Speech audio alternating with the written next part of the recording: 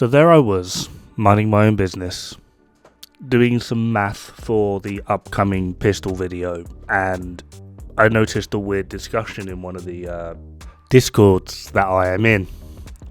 See, due to the bug with Sacrum Imperium, where we're able to reforge or recraft that exotic and it changes our third attribute, apparently the devs know of this, well, I'm hoping they know of this, and they put out this tweet. Sacrum Imperium has descended in all of its glorious splendour. Which do you prefer, an attribute set in stone or the ability to re-roll and tailor it to your playstyle? Obviously we would prefer the re-rolling capability. Now, I'm probably a little bit behind the times on this one just because I did make a Twitter to try and keep up with things like this. My Twitter then got hacked, and Twitter's response was to ban me rather than the person that hacked me, which is 10 out of 10. Let's do it again. However, I do try and keep up with things as well as I can.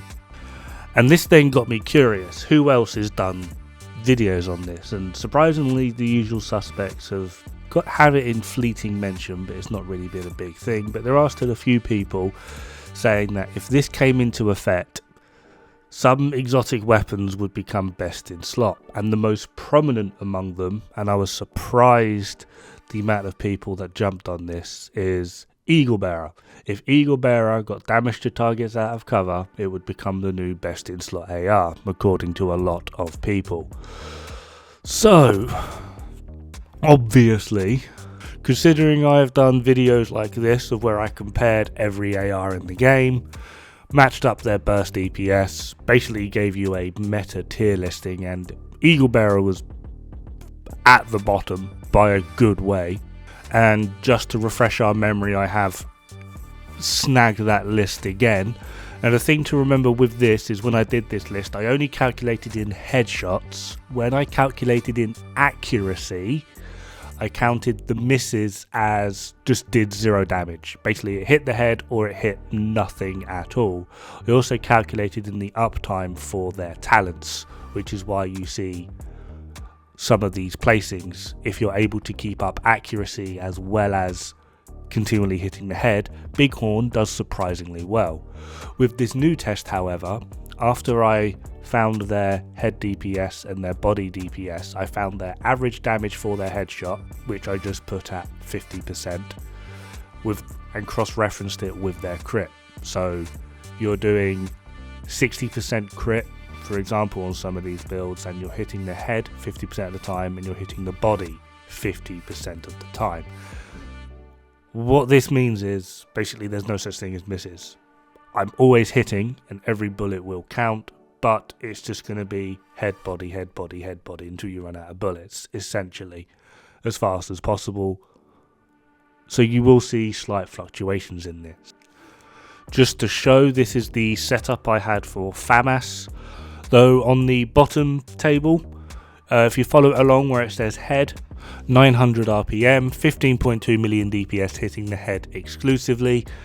Obviously it says then DPS. That blue number on the side is 60% of our headshot crit and 40% of our head no crit. So our average damage against the head is 943,898. Same again with the blue number below that. The black number top right, 13 million DPS, that is our DPS if 50% of our bullets hit the head and 50% of our bullets hit the body.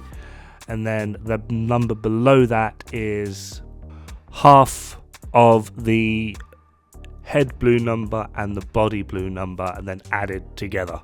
So essentially our average damage, including our crit as well as our weird 50% headshot accuracy but 100% accuracy hitting the target at all times, is 803,715. Now this is potentially a more accurate way to determine DPS, especially including the next part, because you'll notice there's a discrepancy between what I do next and the numbers I've already shown, although not by much. And the reason for this is what I'd done previously is find individual values for body, crit, headshot, headshot crit, etc, etc, and I then get different results depending on whether I'm looking at body crit, head crit, body no crit, or head no crit. What I've done now is I've lumped them all up into a single number to find what your average damage will be, and then use that average damage to then recalculate DPS. So when we do this, and then take into consideration that we are no longer using headshot on things like Bighorn or Eagle Bearer, and weirdly we can also change Capacitor, which gives it an absolutely huge and mental buff, getting something like 20% damage to armor and 18% damage to targets out of cover. So yeah, guess where Capacitor is going on this list. So I've explained how I've done this, I've explained the weapons I've used. The one thing I haven't actually said is with Chameleon, I've not included any of its buffs. Just know that if you are a Chameleon fan and you're able to keep the top 2 buffs active for both the 90% weapon damage and the 50% critical hit damage, we're not going to go into the crit chance, because why you would nerf yourself before you even get that buff in the first place is beyond me.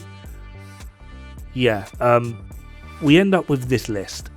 So hopefully with this you can see that Dod-Foamath is still top and Eagle Bearer is still bottom. Now Eagle Bearer D is with DTOC and Eagle Bearer H is with Headshot. There's a 3% difference between them. So that is the difference that DTOC would make. But in terms of overall output, it's still the bottom of the list. Capacitor is now second place due to the stupid amount of multipliers it gets. And admittedly, some people that are going to be sit there cross-referencing have noticed that Bighorn has dropped down the list, and that's just simply because in the previous list we were just comparing headshot damage and missed shots were doing 0 damage. With this, 50% headshot, 50% body shot, so 50% of Bighorn's damage isn't taken into account that massive buff to headshot damage it gets, which is also explains why the previous listing they were like 9 million just because missed shots did 0 damage, whereas these are like 12 million, missed shots are going to be doing some damage, just not as much because they're hitting body. Now I have started testing other weapon categories as well.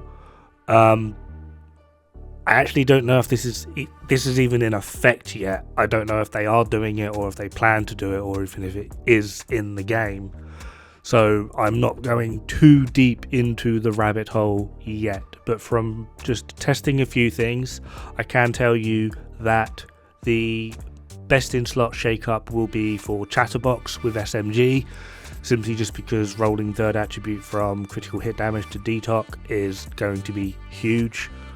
For LMG, there's no change. The only difference that you would do really would be Bullet King and Blue Screen to rate of fire and Pestilence to damage to health. And then any remaining rifles or MMRs change to DTOC. For some weird reason, Nemesis has critical hit damage on. Change that to DTOC immediately. Regulus will need DTOC rather than headshot, and shotguns will need damage to armor. I'm pretty sure they all do anyway. So yeah, in terms of meta shake-up, the only thing it actually really affects will be SMG, nothing else. Everything will basically stay the same. The only surprise contender will be on AR. Capacitor will become second best in slot. That's it. This Eagle Bearer is still going to be really, really bad, and the reason for this is simply just because of the talent. You could even keep headshot and just put a damage talent on and it would do better. I don't think it would outperform a Dod-Foamath with something like Strained, Killer or Optimist, but it would do better. It's not the headshot or DTOC, it's the talent. The talent on Eagle Bearer, unless you're playing PvP, is absolute dog trash. It is so bad. Anyway, that's going to do it for this video. Have fun, good luck, don't die. It's bad for the health.